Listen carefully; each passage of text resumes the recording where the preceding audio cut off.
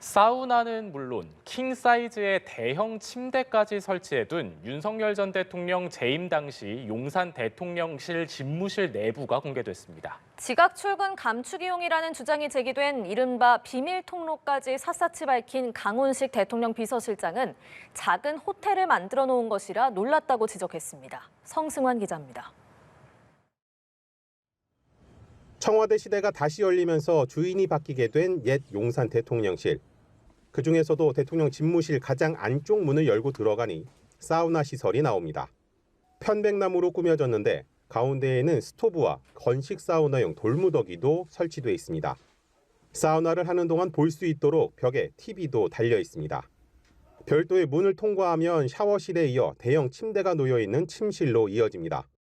침실 옆 별도 내실에는 긴 소파와 의자가 놓여 있는 응접실도 있습니다. 내부를 공개한 강훈식 비서실장은 작은 호텔 같은 걸 만들어 놓은 것이라 놀랐다고 지적했습니다. 보통 이제 기관장이나 이런 데 작은 내실은 그런 그렇죠. 경우는 있습니다. 쪽잠 자는 정도의 그리고 간단하게 세안을 한다거나 뭐 이런 정도는 있는데 집무실에 사우나가 있는 경우는 아마 전무후무하지 않을까요? 윤 전 대통령이 출근을 할 때 드나들었던 통로도 공개됐습니다. 기존 주차장 벽을 허물고 만든 별도의 길인데 통로 바로 옆에 차를 댈 수 있도록 해놨습니다. 길을 따라 걸어 들어가면 지하 1층 출입구로 이어지는데 밖에서는 잘 볼 수 없는 불투명한 재질로 벽을 세웠습니다. 이 같은 별도의 출입구 공사를 완료하고 곧이어 윤 전 대통령의 언론 도어 스태핑은 중단됐습니다. 11월 23일 날 비밀 출입구 공사가 완공됩니다. 그리고 소위 도어 스태핑을 그만둔 건 이게 완공되기 이틀 전 맞춘 겁니다. 이제 그 기자들 보러 안 가도 된다. 이 비밀 통로는 대통령실 예산이 아닌 국방부 예산 3억 8천만 원을 들여 만들어졌다고 강 실장은 설명했습니다. 연합뉴스TV 성서환입니다. 청와대 이전으로 3년 7개월간 이어진 용산시대도 역사 속으로 퇴장하게 됐습니다. 권위주의 청산을 명분으로 용산청사로의 이전이 이루어졌지만 비상계엄과 파면이라는 오용만 남겼다는 평가입니다. 이다현 기자입니다.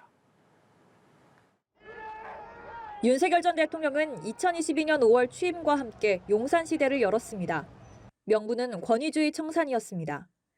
새 정부의 쇄신과 소통 의지가 반영된 것으로 여겨졌던 용산 대통령실에서는 대통령이 출근길에 취재진과 마주하는 풍경도 연출됐습니다.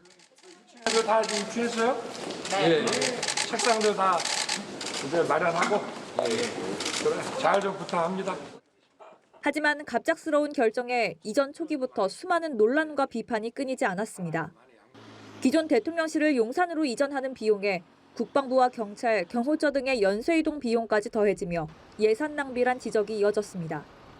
용산 대통령실의 상징과도 같았던 기자들과의 즉석 문답, 도어 스태핑이 취임 6개월 만에 중단되면서 이전 명분마저 사라졌습니다. 집무실 이전은 12구 이태원 참사의 원인으로 지목되기도 했습니다. 경비력이 용산 대통령실 인근에 집중되면서 참사 당일 이태원 일대에는 인파 운집에 충분히 대비하기가 어려웠다는 겁니다. 여기에 무속 논란과 관저공사 특혜 의혹까지 용산 이전을 둘러싼 잡음은 윤석열 정부 내내 이어졌습니다. 그러다 결국 지난해 12월 3일 윤 전 대통령은 대통령실에서 불법적 비상계엄을 선포해 자멸의 길로 들어섰습니다. 파렴치한 종북 반국가 세력들을 일거에 척결하고 자유헌정 질서를 지키기 위해 비상계엄을 선포합니다.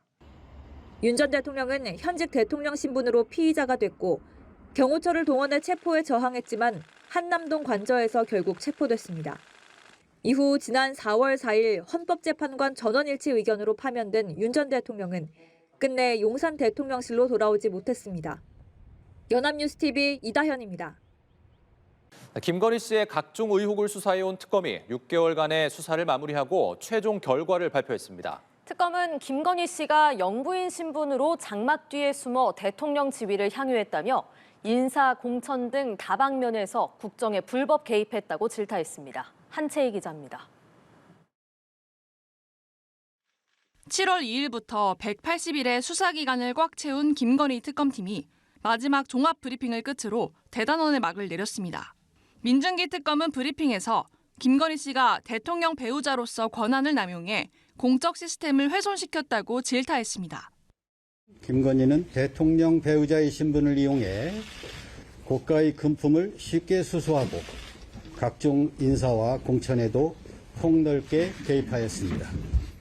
국정의 전방위로 불법 개입하며 사실상 V0로서 영향력을 발휘해왔다는 의혹도 사실로 확인했습니다. 특검은 권한과 지위가 없는 김 씨가 대통령의 버금가는 지위를 향유했다고 강조했습니다. 역사책에서나 볼 법한 현대판 매감 매직을 일삼고 국민의 눈길이 미치지 않는 장막 뒤에서 불법적으로 국정에 개입한 사실이 특검은 윤석열 전 대통령과 김건희 씨를 정치적 공동체로 규정하고 정치적 이권에 있어 공모 관계임을 분명히 했습니다. 특히 김 씨는 윤 전 대통령의 정치 입문 단계부터 주도적인 역할을 했고 대통령 당선 후에도 공천에 적극 개입해왔다고 설명했습니다. 이 과정에서 건진법사를 고리로 한 통일교의 청탁 의혹도 불거졌는데 특검은 통일교가 윤석열 정부의 각종 청탁을 하고 실제 이뤄진 전형적인 정교유착 사건이라고 지적했습니다. 통일교 지도자의 정교일치 욕망, 대통령 권력을 등에 업은 대통령 배우자 및 정권 실세의 도덕적 해이와 준법 정신 결여, 정권에 기생하는 브로커들의 이권 추구 등이 결합하여 빚어낸 결과로서 특검은 도이치모터스 주가 조작과 디올백 수수 등 그간 수사기관에서 덮었던 사건들이 밝혀진 데 의미를 부여했습니다.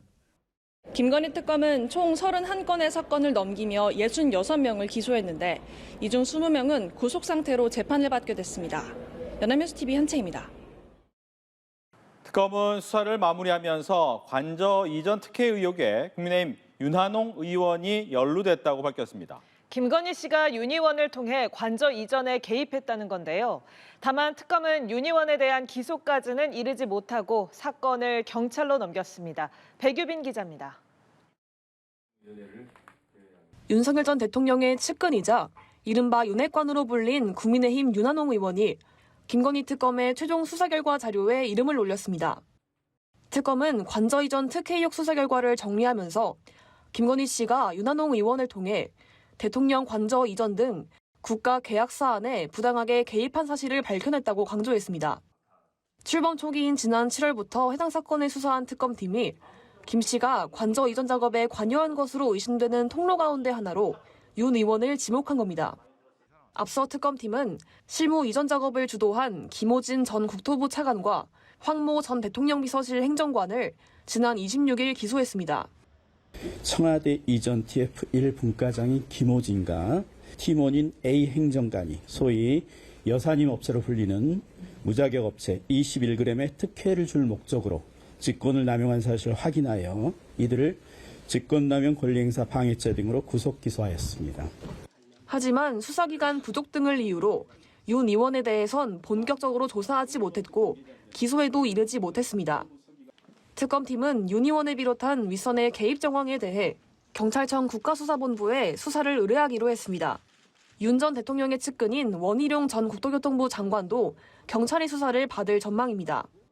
양평고속도로 특혜 의혹을 수사한 특검은 국토부 직원과 용역사에 대한 기소만 진행했는데 윗선 수사에 대해선 경찰에 이첩할 예정이라고 밝혔습니다. 특검팀은 윤 전 대통령 부부의 공천 개입 정황을 포착하기 위해 국민의힘 윤상현 의원과 이준석 개혁신당 대표를 압수수색하고 피의자 신분으로 소환 조사까지 했지만 이들에 대한 처분은 유보했습니다. 연합뉴스TV 백유빈입니다.